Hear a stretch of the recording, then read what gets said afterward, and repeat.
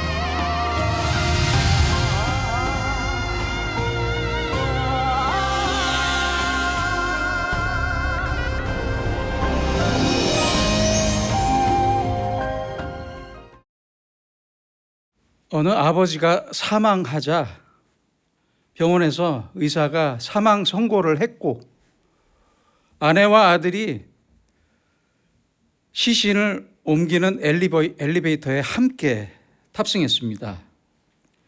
그런데 이게 웬일입니까? 엘리베이터가 갑자기 덜컹하면서 아버지가 깨어났고 아버지가 말합니다. 여보, 내가 살아났어. 그러자 아내가 말합니다. 아니에요. 당신은 이미 죽었다고 의사가 말했잖아요. 그래서 이번에는 아들의 손을 잡고 말합니다. 아들아, 내가 살아났다. 그랬더니 아들이 이렇게 말했다고 합니다. 아버지, 제발 어머니 말 좀 들으세요. 아니, 도대체 이 가족에게는 무슨 일이 있었던 겁니까? 참 불행한 가족입니다. 영상에서 보셨던 농암 이현보는 명절마다 자기의 부모님과 마을의 모든 노인을 모셔서 경로 잔치를 열었고 아이들이 입는 색동 옷을 입고 춤을 추었습니다.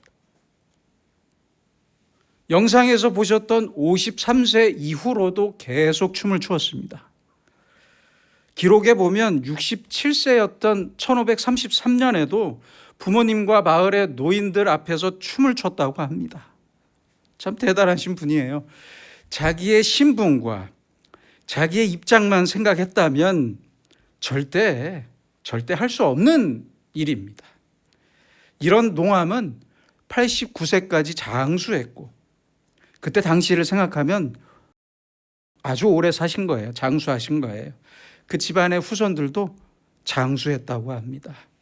에베소서 6장 1절로 3절입니다. 자녀들아, 주 안에서 너희 부모에게 순종하라. 이것이 옳으니라. 내 아버지와 어머니를 공경하라.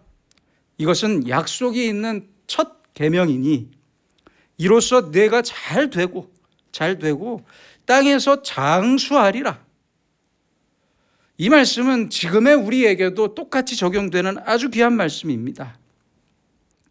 뒤집어서 반대로 생각해 보세요. 일이 안 되십니까? 효도하지 않아서 그래요. 효도하지 않아서. 나를 낳으시고 나를 길러주신 부모님, 소중한 부모님의 정성과 눈물을 저버리고 혼자서 다 이룬 것처럼 자기 혼자 잘난 것처럼 그렇게 살지 말라는 말씀이에요. 부모님께 효도하지 않고서는 복을 받을 수 없어요. 부모님께 효도하지 않고는 잘 살 수 없습니다. 성경이 말씀하시잖아요. 성경. 이 사실을 잊지 말아야 합니다. 오늘 본문에서도 효에 대해서 아주 간단하고 확실하게 말씀하십니다. 25절입니다. 내 부모를 즐겁게 하라. 내 부모를 기쁘게 하라. 즐겁게 하고 기쁘게 해드리라고 말씀합니다. 사랑에는 세 가지의 사랑이 있다고 합니다. 첫째는 만약에 하는 사랑이랍니다. 저 사람이 나에게 먼저 사랑해주면, 내 소원을 들어주면 사랑하겠다는 조건적인 사랑을 말하는데, 이것은 참된 사랑이 아닙니다. 둘째는 때문에 하는 사랑입니다. 때문에.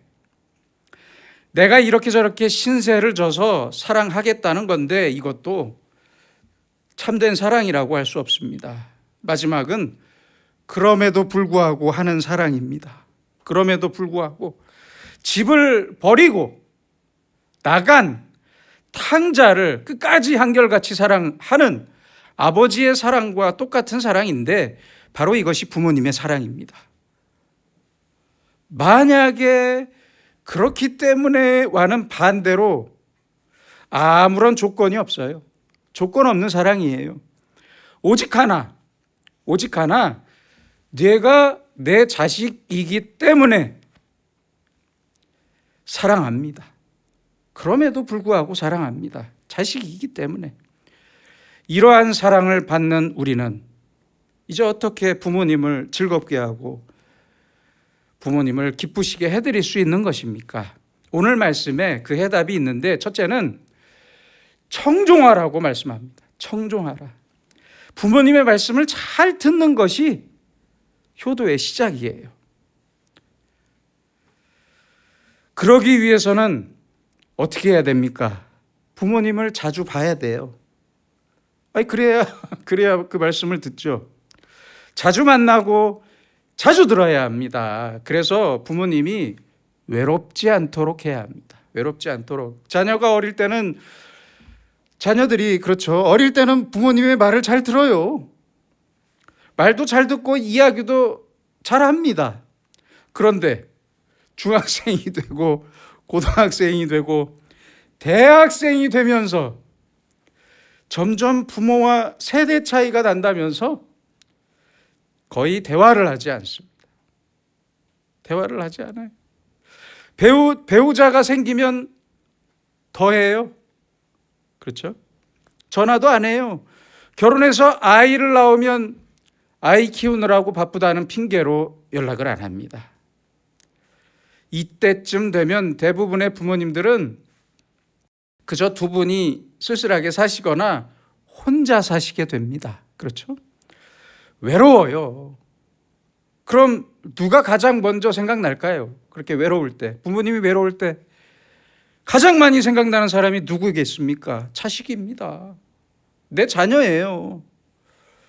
노인이 된 부모들이 자기 자녀에게 하고 싶지 않은 말 3가지가 있다고 해요. 첫째는 아프다는 말입니다.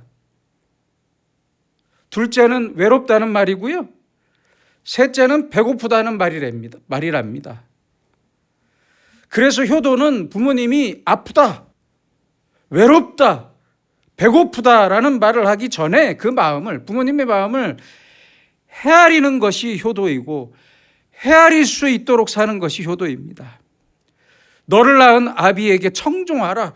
너를 낳은 부모님의 말씀을 잘 들으라는 말씀이에요. 부모님의 말씀을 먼저 잘 들으면서 그 마음을 헤아리는 것, 바로 그것이 효도입니다. 둘째는 진리와 지혜로 살면서 마음을 드리는 것이라고 말씀합니다.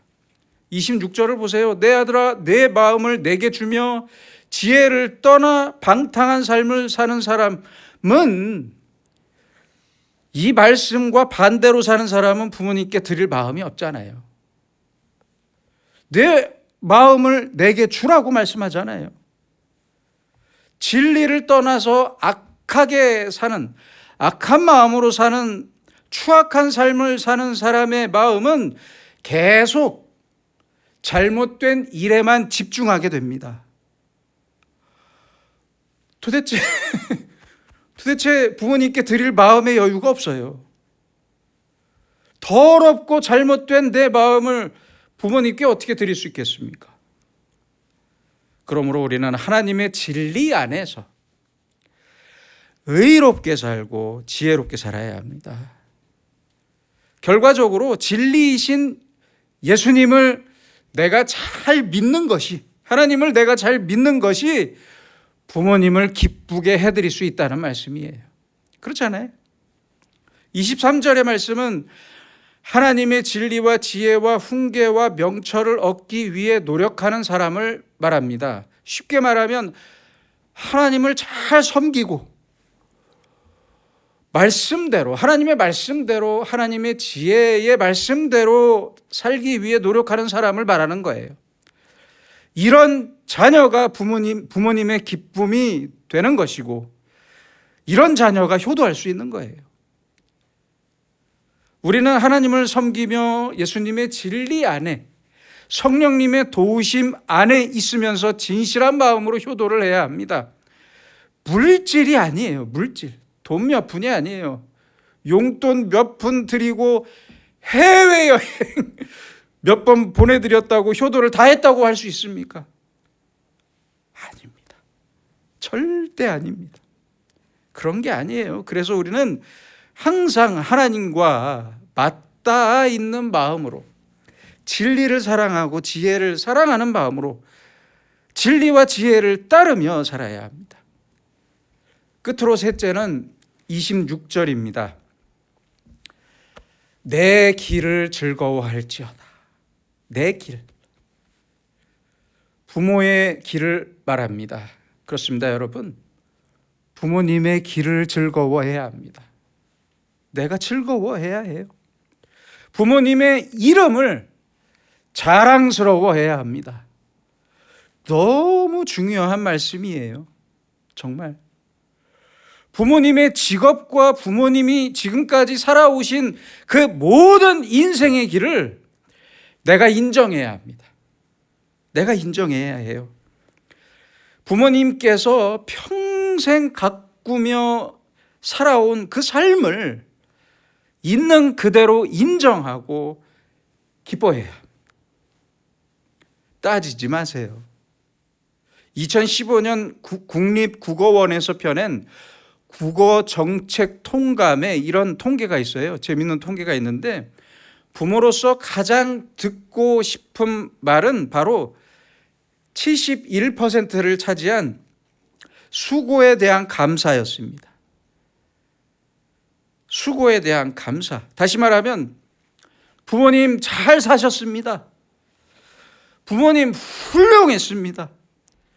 돈은 못 벌어도 정직하셨습니다. 잘하셨습니다. 큰 성공이 없다 하더라도 저는 부모님이 자랑스럽습니다. 그래서 감사합니다. 오늘의 말씀도 이 말보다 더 큰 효도가 없다는 말씀이에요. 얼마나 귀한 말씀입니까? 여러분, 참된 효도가 무엇입니까? 참된 효도. 진실한 효도가 무엇입니까? 부모님의 삶과 그 발자취를 내가 소중히 여기는 것이고, 부모님이 그가 사랑하는 것을 나도 사랑하고, 그의 뜻을 내가 이어가고 기뻐할 때 바로 여기에 진정한 효가 있는 것입니다. 이 이야기는 45년 전인, 오래됐습니다. 1981년 어느 월간지에 소개되었던 실화입니다. 초등학교 5학년과 3학년인 두 아이와 살던 어느 엄마가 있었습니다. 남편이 교통사고 가해자로 사망하는 바람에 가해자로 사망하는 바람에 가진 돈이 하나도 없어서 간신히 작은 창고를 빌렸고 백열등 1개와 책상과 식탁을 겸한 사과 괴짝 1개. 여러분 학생분들은 모르실 수 있어요. 그 나무로 나무판으로 만든 사과 박스를 말합니다. 종이 박스가 아니라 나무로 만든 사과 박스. 그리고 변변치 않은 이불과 옷 몇 개로 세 가족이 함께 살아야 했습니다. 이 엄마는 아침 6시부터 빌딩 청소를 하고 밤에는 식당에서 접시를 닦았는데 어느 날 냄비에 콩을 앉혀놓고 집을 나서면서 큰아들에게 말했답니다. 영호야, 냄비에 앉혀놓은 콩을 불려서 오늘 저녁 반찬으로 해라. 콩이 물러지면 간장을 넣어서 간을 맞추고 졸이면 된다. 그런데 저녁 늦게 돌아온 엄마는 오늘은 꼭 죽겠다면서 수면제를 사들고 왔어요. 수면제를. 이불을 덮고 나란히 잠들어 있는 아이들을 보는데 큰아이의 머리맡에 엄마에게라고 적힌 편지가 있는 걸 보았습니다. 그리고 그것을 읽었습니다. 아침에 엄마 말대로 콩을 졸였는데 동생이 짜서 못 먹겠다고 투정해서 한 대 때렸더니 울다가 잠들어 버렸어요. 미안해요. 내일 일 나가시기 전에 다시 가르쳐 주세요. 엄마 많이 피곤하시죠? 저희를 위해 고생하시는 엄마가 자랑스럽고 고마워요.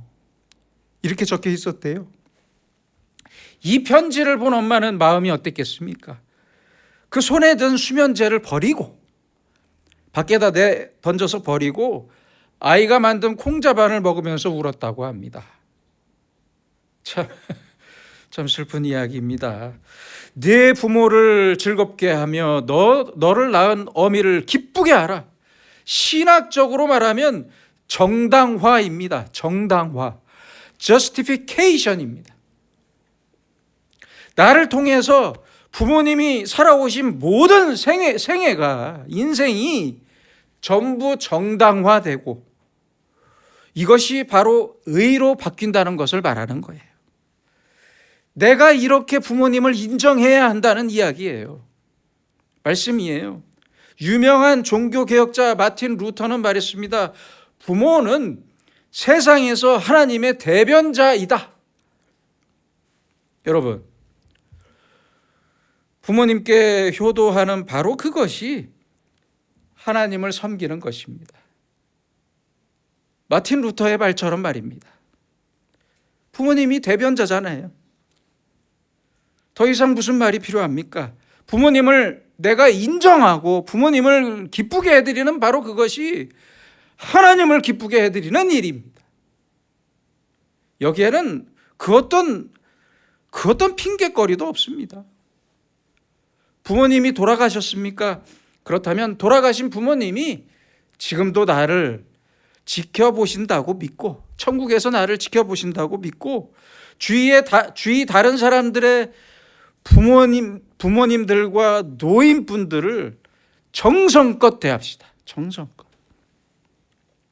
이렇게 나의 부모님에게 기쁨을 드리기 위해서 우리는 오늘을 아주 성실하게 살고 진실하게 살고 정직하게 살아야 합니다. 내가 뭐 크고 놀라운 성공을 이루지 못해도 괜찮습니다.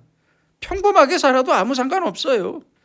그러나 부모님을 기쁘시게 하는 일에는 반드시 성공합시다. 반드시 성공합시다. 우리는 예수님을 믿어서 구원에 이릅니다. 동시에 기도 많이 해서 복을 받는다고 생각하지 마시고 효도해서 복을 많이 받는 거예요. 효도하는 사람에게 하나님께서 복을 주세요. 효를 통해 복을 받습니다. 그것이 그리스도인입니다. 부모님을 기쁘시게 하는 오늘의 나를 통해 하나님께서는 나와 내 가정과 내 자녀에게 반드시 복을 내려주십니다. 기도하겠습니다. 하나님 아버지, 우리는 모두 부모님의 자녀이기도 하고 사랑하는 자녀들의 부모이기도 합니다. 하나님께서는 우리에게 이토록 귀한 가정을 주셨는데 우리는 하나님께서 가정을 통해 주시려는 복을 스스로 버리며 살아왔음을 고백하오니 이제 오늘부터 다시 효를 시작하는 우리에게 은혜와 은사를 베푸셔서 부모님의 인생을 즐거워하고 부모님을 기쁘시게 하면서 부모님의 마음에 늘 감사와 기쁨이 가득한 훌륭한 가정과 가문을 이루어가는 우리가 되게 하여 주시옵소서. 예수님의 이름으로 기도드립니다. 아멘.